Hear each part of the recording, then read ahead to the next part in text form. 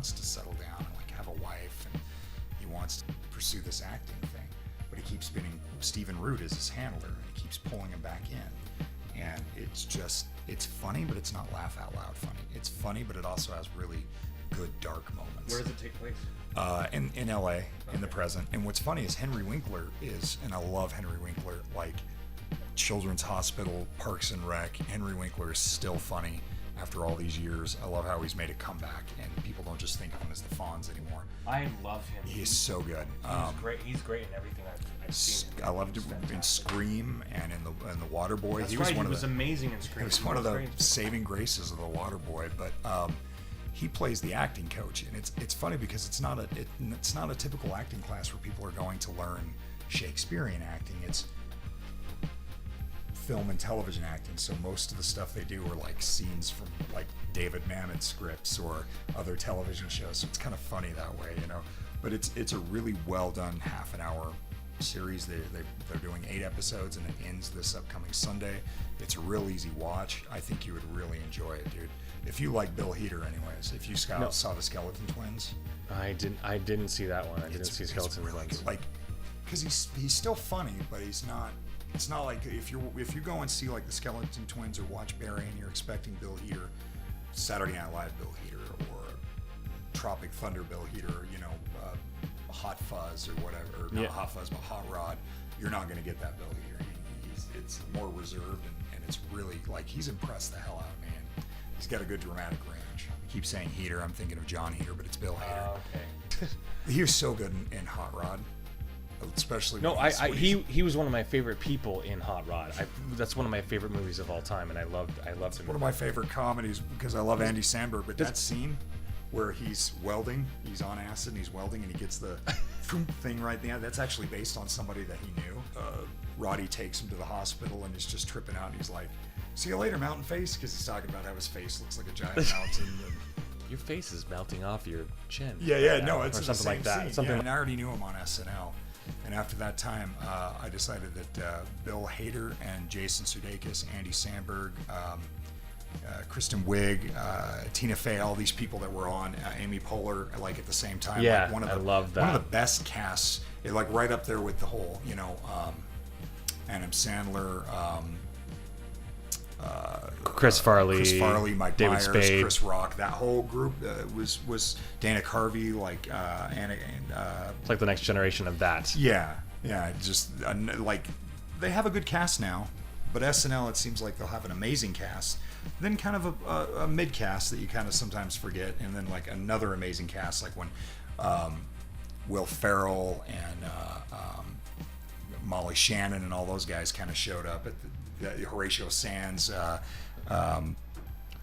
And that was like in between the group. Well, it was kind of a segue. No, actually, I remember now. Actually, I got the best of Amy Poehler, and actually, when she started, it was like right after 9/11. I don't know if anybody knows that. It was right after 9/11 had happened, and that was right after Will Ferrell had just barely left. Yeah, it's kind of a bizarre thing. So. Because I know that before then she was on she's a member of the Upright Citizens Brigade, and so she was doing that show on Comedy Central. They did 2 seasons of that.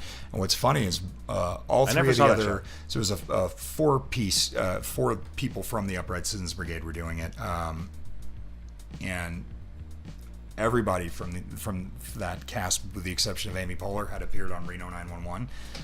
Then also all the other 3 guys in the Upright Citizens Brigade would wind up on guest starring on various episodes of Parks and Rec too. It's kind of like this last week. I love it when people that work in comedy ensemble groups do this, because I love The Lonely Island. I love how they wrote for SNL and did the digital shorts, and then made Hot Rod and. I'm an adult.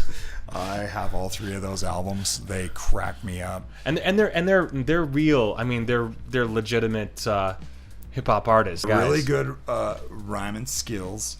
The thing is about Lonely Island, and then they also have that movie Never Stop, Never Stoppin', a pop star, Never Stop, Never Stoppin', which is really funny. I still haven't seen that yet. It's worth watching. It's a good comedy, but they I like how their music, like, it sounds like what you would hear on the mainstream, but at the same time, it's also reflecting how silly mainstream pop music and mainstream commercial hip hop has gone. And he loves to do that. He loves to make fun of just crappy music. I will say this for the Lonely Island, they actually made me appreciate Michael Bolton in a way I never thought I would ever. I don't dislike Michael Bolton, but I had no appreciation for his music, and he's got a good voice, but it's just not my scene. Yep. And they actually made me appreciate him more. Did you see the Michael Bolton Christmas special that was on Netflix? Valentine's, the big. Oh, was it? Oh, it was a Valentine's special. Okay, it was hilarious. That was great, especially because Andy Samberg plays Kenny G, and then Kenny G is actually in there as custodian, and I thought that was hilarious. That's right. I forgot about that. That is hilarious. A lot of cameos. It felt like something Lonely Island. It felt like an SNL digital short that had been stretched out for an hour, but it never once bored me. Like, the songs were funny because it's kind of like, and no offense to Michael Bolton, if he ever hears this, I'm not trying to be mean or anything. Sure, he knows. It felt like he knows some people. He's don't kind like of in style. a way he's become sort of a Leslie Nielsen in that sense, where he's like got the deadpan and he's playing it very seriously, and he's singing these love songs that are like overtly sexual and like crass, but he's keeping that same demeanor. Like, I just mad respect to that guy. That does remind me though of the Jim Carrey skit I believe it was Mad TV of Jim Carrey doing Michael Bolton. Have you seen that? Was it Living Color or was it Mad TV? That's what Living Color? I meant Living Color. Okay. I'm sorry. It is one of the most hilarious moments in Jim Carrey's life. Yeah. And at least in his career, in my opinion. Yeah. I love his stand up is brilliant, but his he does the and he's got the hair, mullet, because it was back in the 90s when he had that hair, and so he does the and it's Jim Carrey doing it over the top. It's beautiful. Yeah, have you ever seen speaking of Mad TV, Will Sasso? You know who Will Sasso is? Big guy. He was in like the Three Stooges movie, the Farrelly Brothers Three Stooges movie as Curly. He was in the 1996 Doctor Who TV movie. He's been in a bunch of other films and television shows. So he does these Vines, or they used to do Vines. I think Vines was a trend for about a year or two.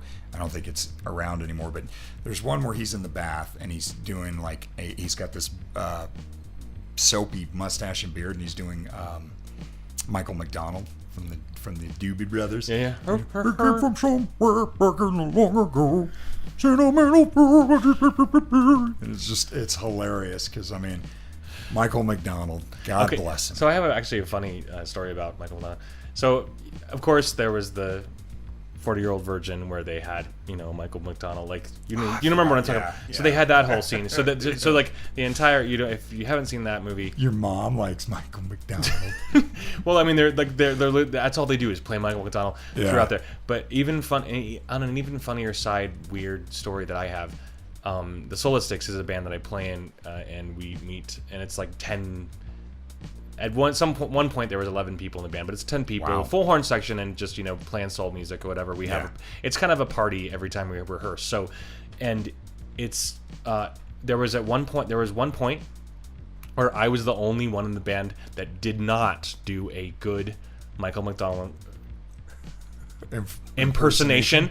And I realized it. The reason I realized, I hadn't ever tried, so maybe I could do one. I don't know, but it was because you did a great one. You did a great one. You did a great one. That's what reminded me of it, is that everybody in the band was doing it all at once. This is like no joke, and they're all doing like different songs and different things. Like, they're all doing it, everybody in the entire room is doing this. 9 other people, and I'm the 10th person going, holy crap. I gotta work on my Michael McDonald impersonation. Everybody's doing it. You just gotta go, I can't forget we're not in love anymore. I can't forget things will never be the same again. Sorry, I apologize in advance. And if Michael Bolton, or not Michael Bolton, if Mr. McDowell ever watches this, don't be upset. We're just funning you. It's because what a fool believes So I see. I can't do that. I can't hit that high note. It's because we're envious, and I think he knows that, and I think that everybody knows that. So yeah, we're all envious of his of why everybody tries to have the impersonation of it. They're trying This is totally segued that. way off from Bill. See how you start on one SNL guy and it just trickles down to a whole world of comedy. Just to reiterate though, Barry, HBO, so worth watching. It's a good comedy drama. Like, I'm very surprised. It kind of like that time when Louis C.K. was really big and respectable or respected and all that before weird things came up. Louis kind of had sometimes a little overly artistic, like trying to do the Woody Allen thing with the old timey jazz and but anyways, I liked his show. I really liked his show. I liked elements of it. It was a very non-consistent show. Like for instance, he had a brother, but then when it had episodes flashback as a kid when he's dealing weed and whatnot, there's no brother present. There's no mention of brother, so it's like unreliable narrator. So I mean, it just in the one season long story arc was a little annoying and pretentious and self-congratulatory or whatever, but in a certain way Barry kind of feels like it feels more artistic than a standard sitcom. It not to quite that level of Bill Hader isn't writing, directing, producing, acting, editing, and all that. Like Louis, he's just writing and producing, acting, co-writing, and sometimes he's directing episodes too, which is really surprising. But they tend to get a good amount of directors in there to add a nice visual flair, so it feels like a film more than a television show. Oh, and that's cool. And just since you brought up Louis, whatever, I'm not going to even go there talking about whatever situation, and I feel bad for. I actually do feel bad for the guy because I do appreciate his art. Sorry if there's a lot of people who hate him now, whatever. But I just appreciate his art. Hey, at least he came forth and took accountability for what he did. Totally. So I appreciate it. I actually fell in love with, I think it was season 4 of just his regular Louis. Louis, because he had that. You remember he had that HBO series Lucky Louie before. Yes, but what I loved about it is his whole journey to trying to get on the Tonight Show. Do you remember that? Yeah, no, that was that was an unbelievable story. Just having him go jogging and the music. Having him just keep trying. He's like, I don't care, I'm just gonna keep trying. And he's like, he knew that he was kind of they were playing a joke on him. He was hip to that, but he was just like, I'm gonna try for this anyway. Yeah. It was so awesome. Well, I'll never forget it because it had David Lynch on there. Yes. And of course, yes. it's you're trying to make an artsy piece when you got David Lynch in the cast. But did he have a big part? I can't remember if he kind of played himself. Right. Okay, but did he? No, he played didn't. something else. He played like a waiter, producer. He played a producer who wasn't too keen on Louis. Okay, and that's right. I remember. Yeah, I remember. In a way, David Lynch kind of always plays himself. He's a fairly eccentric fella. I don't think he sees himself that way. The most unique sounding voice ever. Yeah, that's not bad.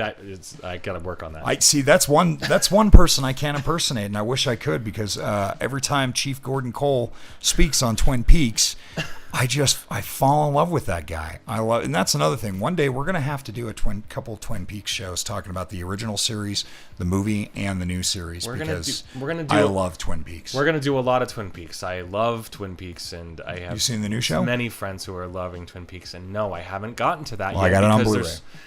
There is so much that we are trying to do, everybody here, and yes, if you subscribe to this stupid channel, we'll get. It's not stupid. We're awesome.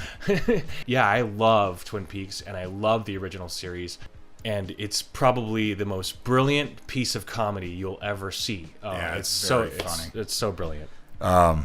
And not just comedy, of course, drama and horror and all these things. But no, Twin Peaks runs the gambit.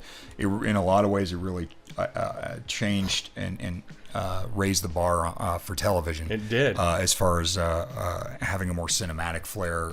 Because you can definitely tell the episodes that David Lynch directs, and they definitely feel more cinematic than television. And that was at a time when television wasn't being shot in widescreen. It was the aspect ratio of your television, which was, obviously not widescreen. Budgets were extremely low compared to big Hollywood films. So, yeah, no, it really changed the gambit. And I feel like kind of, in its own weird way, I think if it wasn't for Twin Peaks, I don't think we'd have shows like Lost. I mean, J.J. Abrams will admit that was a pretty big influence. We wouldn't have even some of the knockoffs like the 1991 Dark Shadows or Picket Fences or even Northern Exposure. Atlanta by Donald Glover is very much, he kind of considers it sort of the urban Twin Peaks with the surrealness and everything. And then, but I have to say, I don't think Twin Peaks would have worked if we hadn't have had The Prisoner. And that's a whole other episode right there. Yeah. If you don't know The Prisoner, IMDb or Google or whatever. I just have to say, like, The Prisoner. So I have just really cool stories about that. Like, Joe and I have been friends since high school, and I remember you just getting floored over this thing. I remember you going, "This is the greatest thing you've ever seen, Ben. You have to come see this with me now."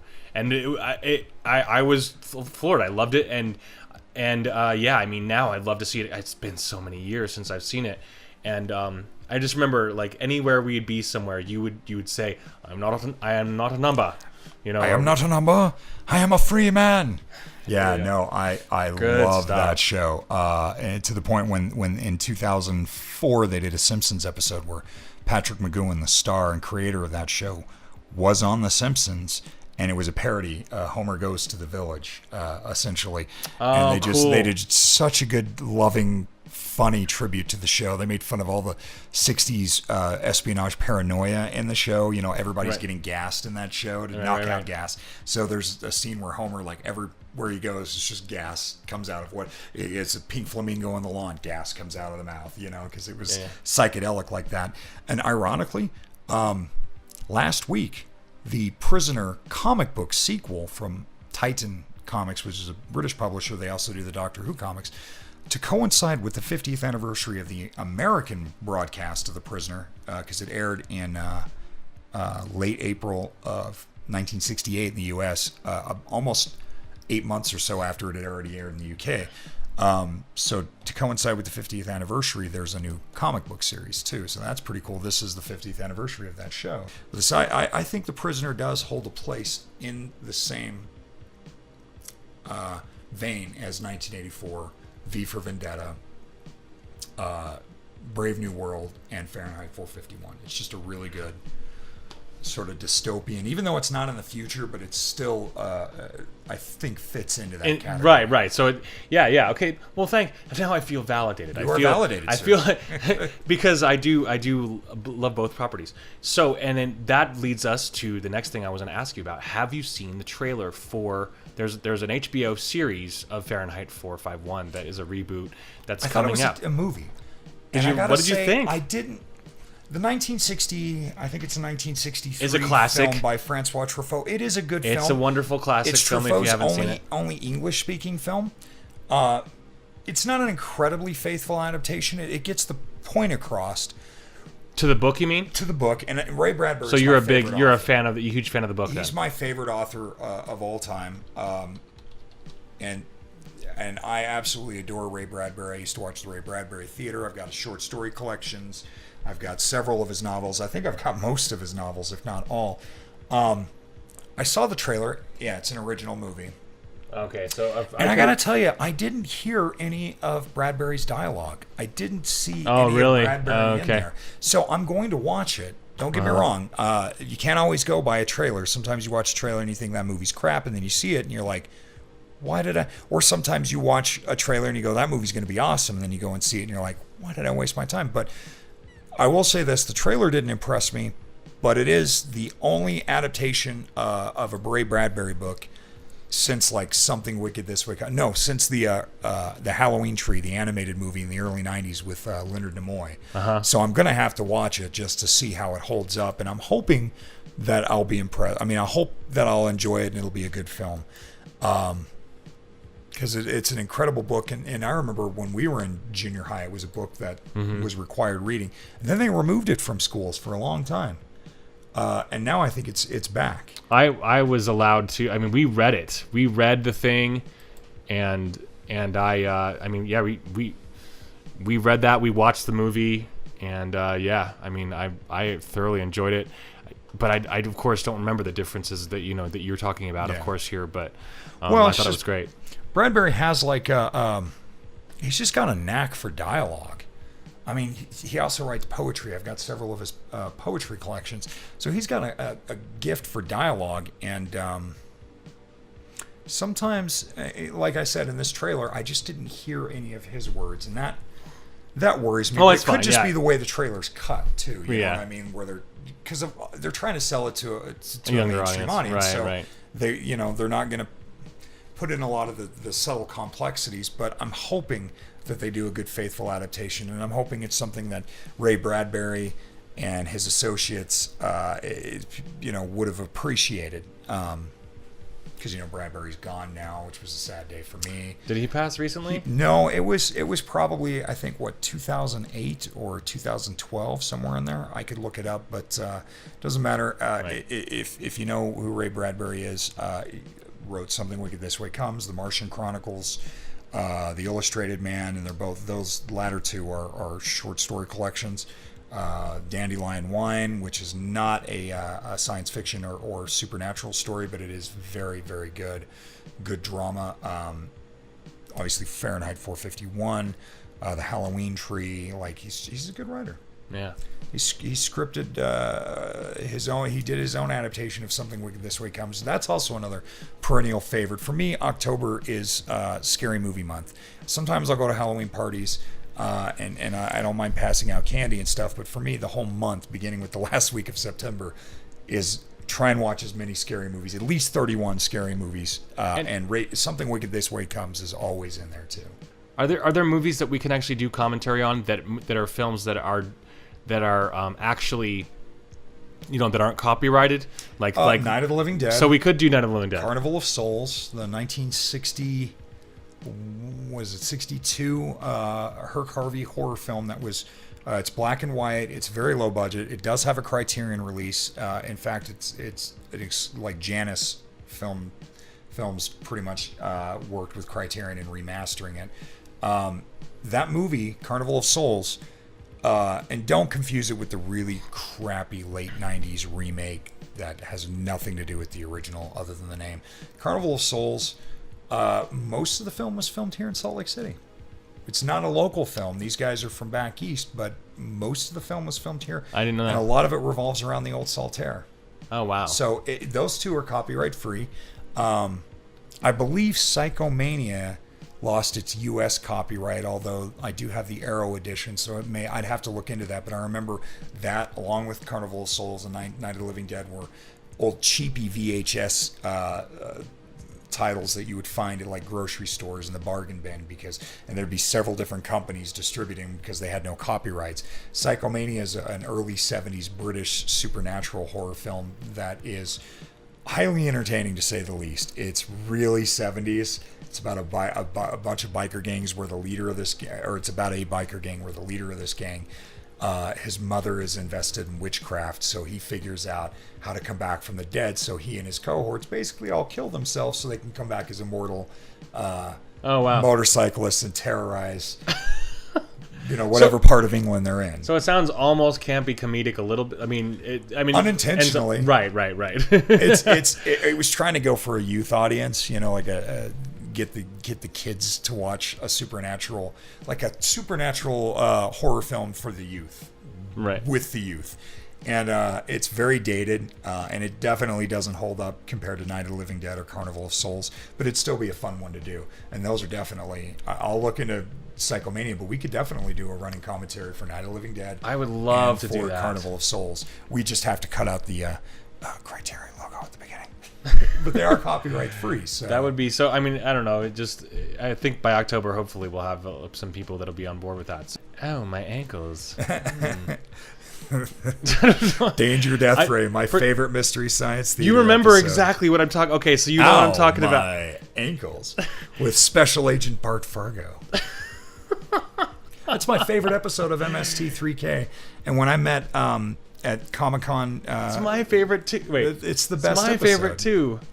Back in 2015, at the third annual Salt Lake Comic-Con, which is now the Fanaddicts Comic Convention, Trace Beaulieu and Frank Conniff, Bill Corbett, and Joel Hodgson from the original Mystery Science Theater 3000 were there. And I was talking to Trace Beaulieu, and I said, my favorite episode was Danger Death Ray. And he's like, yeah, I don't remember that, because they did hundreds of episodes, so they only remember the like, ones what? that really stand out, right. Manos, The Hands of Fate, and Glenn or Glinda, Santa Claus Conquers the Martians. But I was like, man, it's Special Agent Bart Fargo, it's that Italian James Bond knockoff. And he's like, yeah, I don't remember. And that's actually really funny too, because it's something that sticks out to both me and you. It's like, that's the first thing I think of whenever I think of MST3K. That's the first thing I think of. Oh, my ankles. Oh, my. Special Agent Bart Fargo drops through the roof, boom, and he just kind of casually walks it off, but he's got these high-heeled boots on, 60s style, and he's like, oh, my ankles. Plus the theme song. They tried to do like this Herb Alpert or Burt Bacharach kind of like, ba-da-ba-da-da, it's so terrible, but I love it. Love it. That's what I wish they could get the rights to. The Shout Factory get on this and release this thing. Danger Death Ray is part of the MST collection. I think what we should. I know that it's been done, but I think we should definitely do Night of the Living Dead. Subscribe or something. Thanks for listening to us geek out in various random tangents. Some of the stuff we've talked about just in the last few minutes we'll be having separate episodes about, so we hope you tune in, and I hope we entertain you with our goofy nerd talk. Yeah. And thanks. One thing I just have to say real quick, I actually am psyched for Michael Shannon in this, because Michael Shannon, come on. Oh, man, he was a good Zod. I liked his Zod. Terrence Stamp is kind of always going to be Zod to me, but yes, I loved him in Midnight Special. And he was great in that, and he was even better in Boardwalk Empire. Oh, he's fantastic in Boardwalk Empire. But that's the thing, is a lot of times he plays heavies. Iceman, not to be confused with the X-Men's Bobby Drake Iceman, but the serial, or the Hitman, the Iceman that did that movie a couple of years ago, was really good. He's really intense. Take Shelter, another movie where he's not a bad guy. His first movie, Groundhog's Day.